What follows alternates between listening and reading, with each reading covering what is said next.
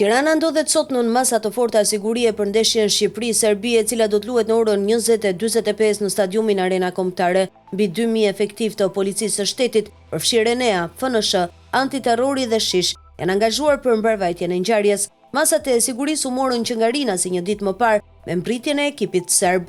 Zona përreth stadiumit do të blindohet dhe qarkullimi i automjeteve do të kufizohet që prej orës 15 në bulevardin Dëshmorët e Kombit, rruga George W. Bush, rruga Elbasanit dhe rrugët hyrëse drejt stadiumit. Qarkullimi do të jetë i kufizuar deri në përfundim të ndeshjes dhe shpërndarjes së tifozëve.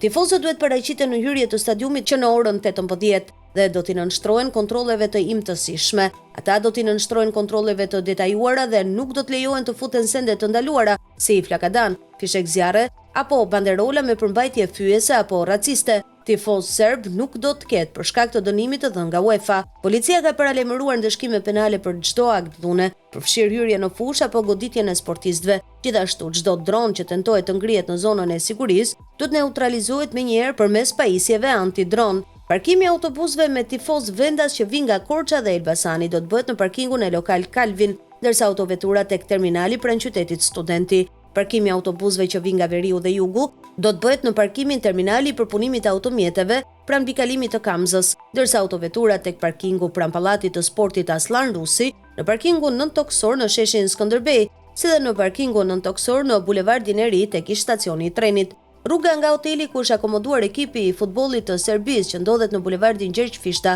deri në drejtim të stadiumit Arena Kombëtare përmes bulevardit Bajram Curi deri në orën 18:45 do të ketë kufizime të pjesshme deri në momentin që do të shoqërohet ekipi për në stadium për të zhvilluar ndeshjen.